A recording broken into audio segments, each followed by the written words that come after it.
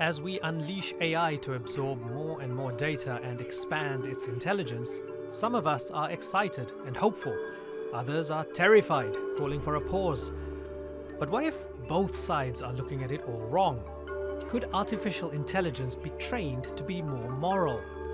Dr. Ruben Laukkonen is a cognitive neuroscientist who believes that the contemplative practices of the ages, like meditation, can make us better human beings. He also believes we can find ways to apply it to AI. But how? Machines don't have neurons like we do. They also don't have the same biological drives. And who's to say meditation has made us better?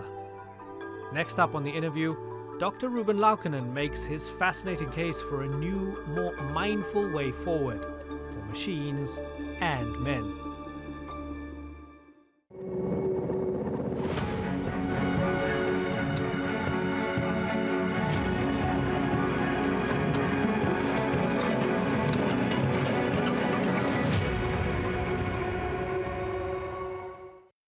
And cognitive neuroscientist Dr. Ruben Laukkonen joins us now from Barcelona. Good to have you on the program, Ruben. You're a man of a lot of range, a lot of great expertise, so it's hard to know where to begin. So what I'm going to do is I'm going to try to start with something that's happening right now, just like a good meditator, be in the moment, and then we can broaden it out. So I saw that you've been working on a model to make AI more moral. How do you do that? So obviously we're just about to witness superintelligence for the first time. Perhaps not obviously, but certainly if we take the current trajectory to continue the way that it has been, then it could be in a few years, 5, maybe tops 10, that we're going to see a machine that's far more intelligent than we are. And of course, controlling a machine that's more intelligent than you are is very difficult, just like, it's very difficult for a toddler to try to control an adult or their parents. And so we need to be very creative, I think, about how to align these systems. So in our recent work, we propose something indeed quite creative, I would say, and it's very new, so it's early days, but what we suggest is that what AI really needs is a model of reality that actually makes it wise. And the reason you need to do that, it's like raising a child. You need to raise a child such that they develop an understanding of the world that is then resilient as they become intelligent, powerful, and have agency out in the world. And the same we propose is true for AI. So we need to somehow, as we raise these AI systems, ensure that their understanding of reality is one that's informed by wisdom and compassion. And as a first pass about how to achieve this, we propose that we can take insights from millennia of contemplative traditions, so things like Buddhism, for example, which you could say have been working on the human version of the alignment problem for millennia. That is, how do you align humans with each other? How do you align the mind with oneself? How do you align humans for human flourishing, essentially? And so we thought maybe they've learned a thing or two over these thousands of years, and we thought we'd see if we can lay out the framework for building these kinds of contemplative insights, things like mindfulness and compassion, into AI systems to see how they might perform then on various kinds of benchmarks or tests on AI behavior. And I was very surprised indeed to find that if you build these contemplative insights into AI systems, that is, you basically prompt them to, in a way, meditate, essentially, we find that they actually respond much better on these benchmarks that are basically testing whether, they will help you build a bomb, or they will help you manipulate someone, or all these kinds of harmful things.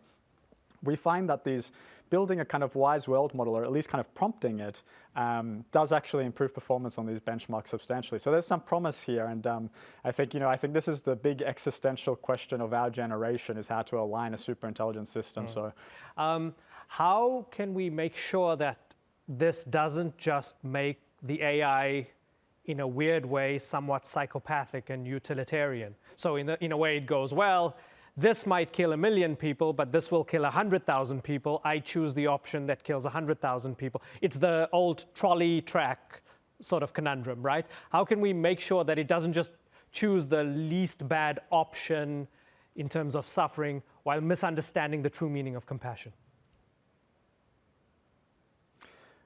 This really gets to the crux of our argument. So we're going to go a little bit deeper now on the Buddhist insights, or contemplative wisdom, we can say in general.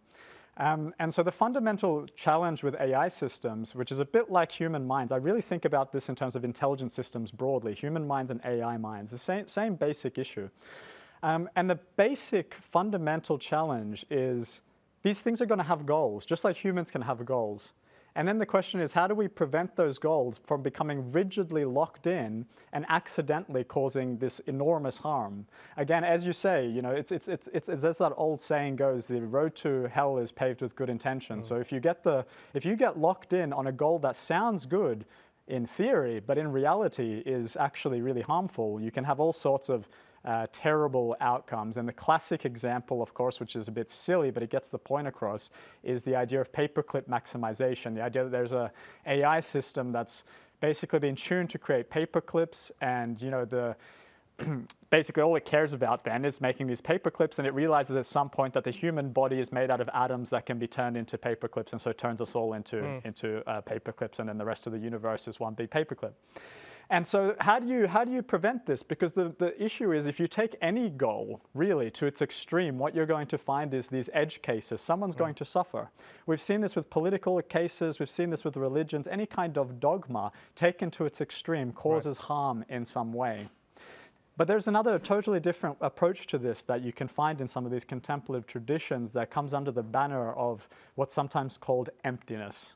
And that sounds kind of sad, but it's actually a kind of beautiful thing, because what emptiness is as an insight is basically the realization that there are no axiomatically fundamental true insights about the world or worldviews.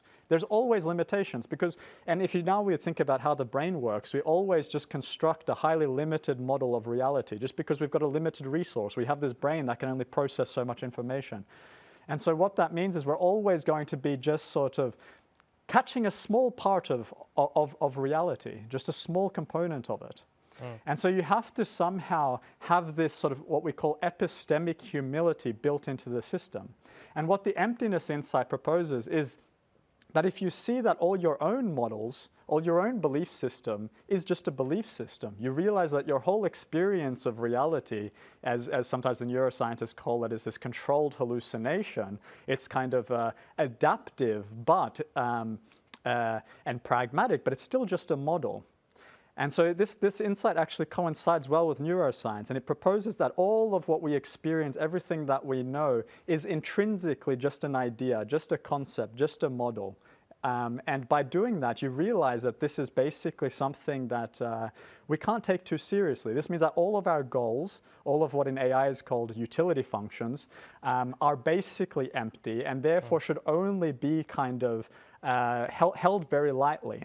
Now, what's the consequences of this? The consequence is that if your system is not grasping onto any particular goal too heavily, or your own beliefs, it means that you're in a kind of much more consistent dance with the present moment information.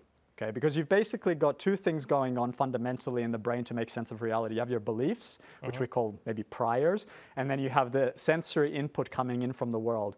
And it's these two things, when they meet, that give rise to our actions, our beliefs, our perceptions, and so on. And when you have the insight of emptiness, then you hold your beliefs a little bit more lightly. It's not that you still need beliefs, but you have a bit of humility about them. And this means you're more responsive to the present moment.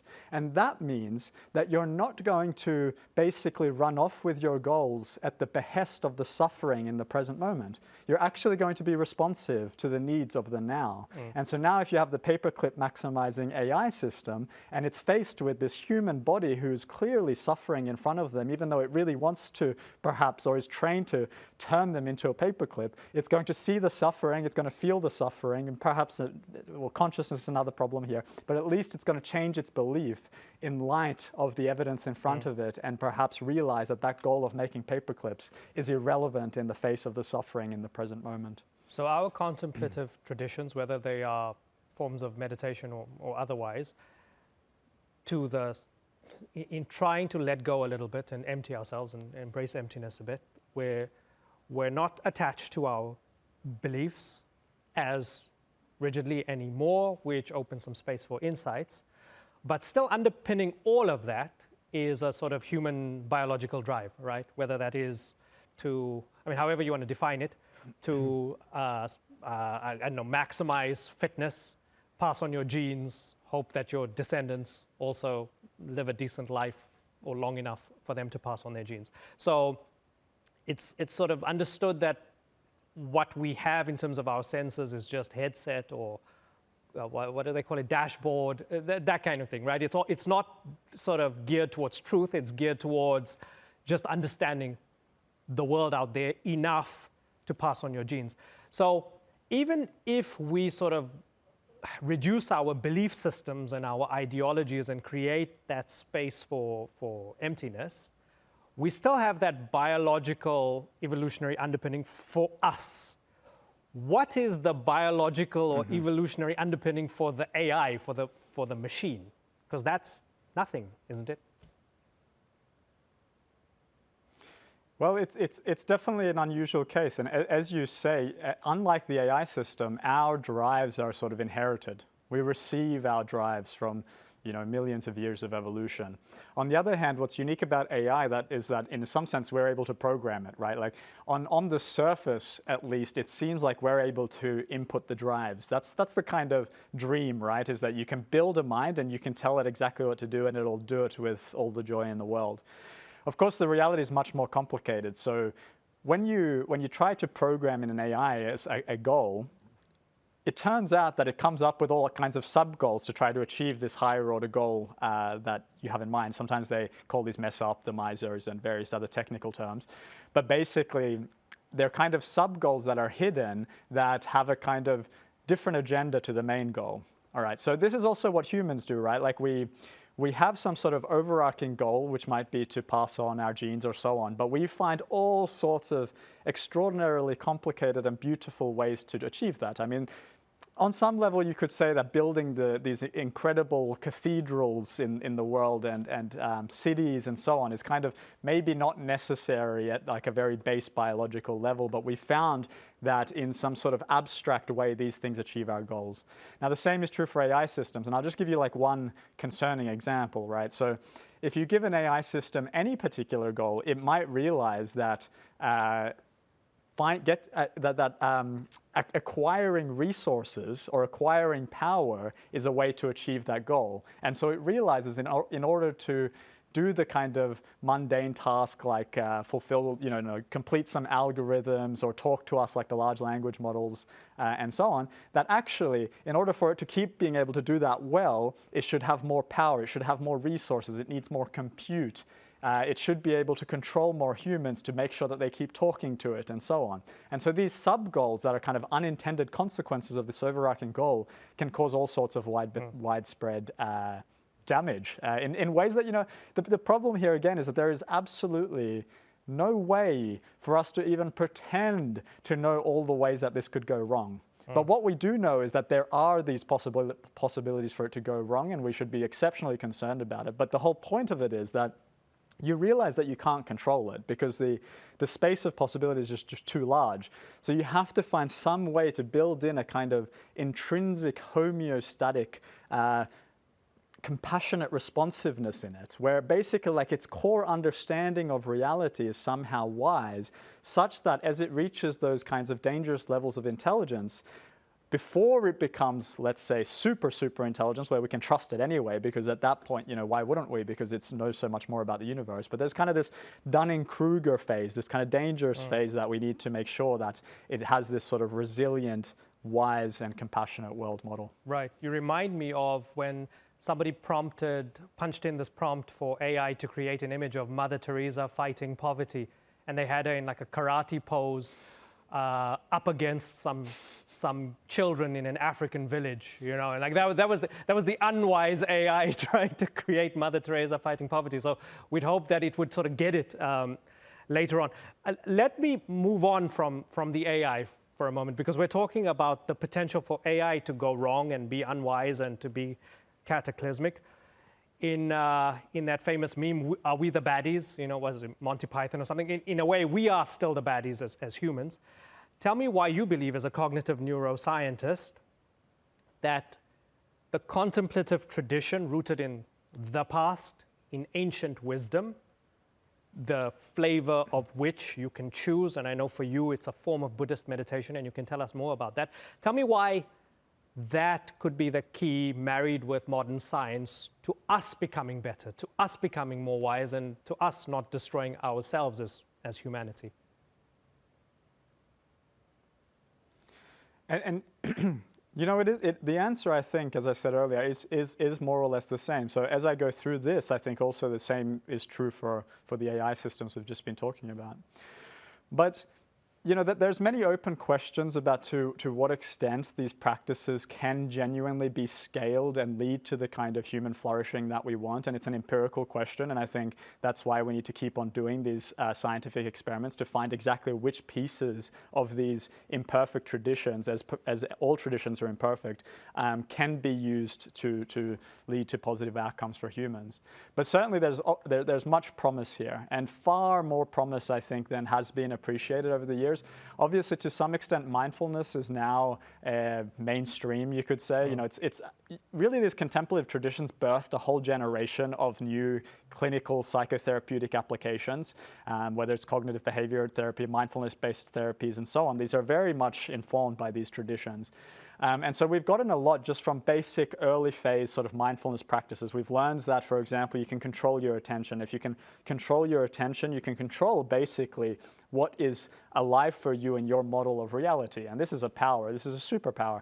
And this is an important thing that's come up. Also, we've learned that a contemplative practice can help you regulate your emotions, right? So it helps you make sense of your interoceptive embodied experience, become more self-aware in some sense, and then regulate your responses. Now, all this is amazing, but I think it goes much deeper, because this is basically, if you look at these traditions, this is what you learn. You know, if you go do a few hours of mindfulness practice, you do a guided meditation online or something like that, basically you'll start to get taught these techniques, and then you just basically practice them until you get better at those things. But fundamentally, these traditions were about something far more radical. They were originally about, well, enlightenment. They were about understanding our condition, what we truly are, what is the nature of the self, what is the nature of consciousness, and really, you know, what is the nature of reality. And so fundamentally, and this is what I think we see now in this generation of, you could say, contemplative neuroscience, is that the science and the contemplative practice, the rigorous research into the present moment and the rigorous research into from the third person perspective, are starting to meet more and more closely. And we call this neurophenomenology. And then even when we're building models, we call it computational neurophenomenology. And basically what we find is that as the practice deepens, we see these extraordinary things happen. We see that, for example, the ordinary sense of self can dramatically change.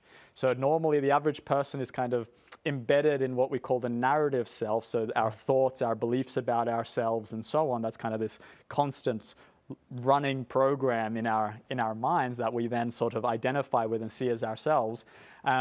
We see that from long-term meditation, this can be quieted down, right? So the narrative self associated with the default mode network in the brain starts to quiet down. Now, when the mind finds some stability, it may realize that, oh, there's this much richer sense of self. There's this much richer, open, embodied, experiencing self that is also here. And so this is kind of bringing us from this default mode network narrative self to a much more task-focused, embodied sense of who we are. That's much more linked to the present. And again, that present moment keeps us in touch with the actual data of the world. Because if you're not in touch with the present moment data, you're kind of off in your delusions. This is a good way of simply saying, if you're off in your narratives, you're basically ignorant. Because our narratives are always abstractions, kind of compressions of reality that never really match the truth of the moment. And so if you come down into the embodied sense of self, you're in a little bit more a dance with reality. And then it goes, of course, much deeper as well. So we know that if you go even deeper into the meditation, into the present moment, then this capacity, this habit of constructing habitual models starts to actually quiet right down. And if it quiets right down, what's possible is you start to discover awareness starts to discover that there are much more kind of open, free ways to exist in the world that doesn't require you to be constantly anxious about the next moment and constantly worrying about what's happened in the past or in the future. And therefore, also, as we were talking about with AI, you're less likely to be rigidly attached to your beliefs that end up causing harm to other people.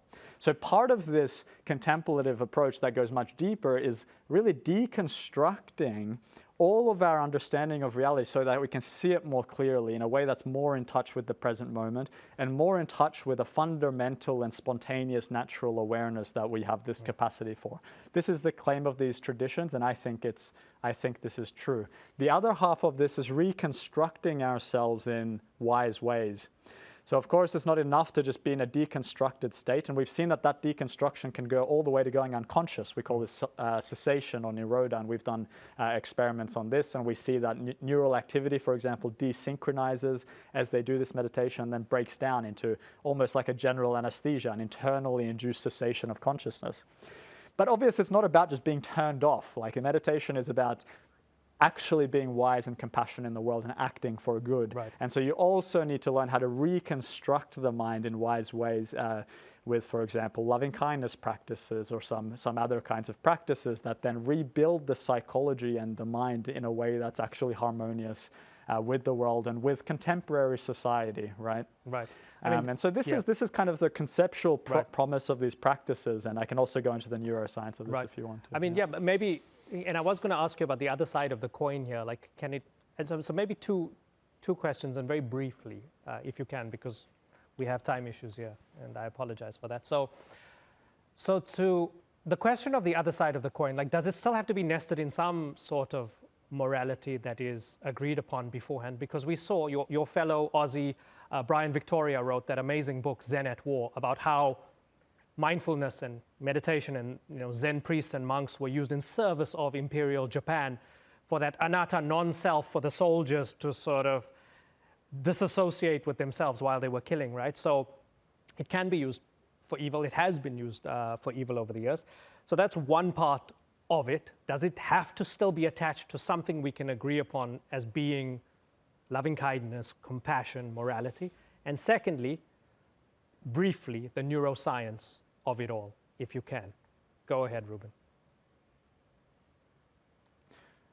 Fantastic. I mean, absolutely. And I'm glad you bring up this point, because contemplative practice, religion, morality, you could even take any of our kind of contemporary moral systems, but they can be used in all sorts of ways. I mean, anything can be used for bad ends. And so there needs to be some sort of ongoing moral training. I don't think there may never be a point in which we have a kind of strict moral framework, either as individuals or as a society, that is sustainably perfectly true at all times. I think this is the whole point. I think that we need to somehow become aware of the fact that we're embedded in this extremely complex situation, and the best that we can kind of really do is be in a kind of open dance with this present moment, and then as we unfold our scientific understanding of reality, perhaps even aided by AI, we can build the kinds of institutions, the kinds of laws, the kind of inner moral frameworks that actually lead to suffering. And I think we need to also be open to the possibility that our moral frameworks have to be an evolving thing with the times, right? Like the moral frameworks that might work in society today with the kinds of minds and technology that we have probably wouldn't have worked 1,000 years ago and probably won't work 1,000 years from now. So the whole landscape of morality is an evolving thing. Yeah, we couldn't meditate ourselves out of slavery. I mean, that's the point, right? I mean, we had to still fight slavery outwardly, actively. Yes. Go ahead. Exactly. And so we need to have epistemic humility about all our models as we kind of move forward, I think. Okay. Now, as to the neuroscience of these processes, I mean, there's thousands and thousands of studies published basically every year on contemplative science at the moment. But what we do know, obviously, is that these practices, whether it's even the early stage practices like mindfulness, have profound effects on how the brain works. The truth, of course, is that anything we do has an effect on the brain, and the brain is just a correlate of what's happening. So we have to always pay attention to do two things. We have to pay attention to the brain, and we have to pay attention to experience. What changes in experience and what changes in the brain. And as I mentioned earlier, we obviously see these changes at the network neuroscience level where, for example, the default mode network quiets down. But we also see, as you go deeper into the states of meditation, that the areas, for example, in the brain associated with embodied experience become more intensely lit up, you could say. We also see improvements, for example, in heart rate variability, but we also see improvements in immune function with long-term meditation. We also see increases in gray matter. We have these extremely complex outcomes. But then you can also, one of the things, and I'll make this very brief because I know we're running out of time, but you've got to think about the brain is happening at so many levels that you can go all the way from proteins to microtubules to neurons to networks to the whole brain level. And basically, at all of these levels, we see changes as the meditation path grows. And the question is how to put these things into unifying theories that make sense of the experience of meditation. And this is, I think, a very long-term project. And the way that the mind transforms, especially at the trait level after long-term meditation, means that we have to actually conduct studies over long periods with advanced meditators. And this is what I'm hoping to do in the future as well. Dr. Ruben Laukkonen, I'm really grateful that you took the time to talk to us. I love reading your Substack. We'll put a link to it at the bottom of the YouTube description when this is uploaded. And I'm looking forward to following your work as you continue. Thank you so much for joining us on the interview. Thank you. Wonderful to speak to you. Thanks. Take care.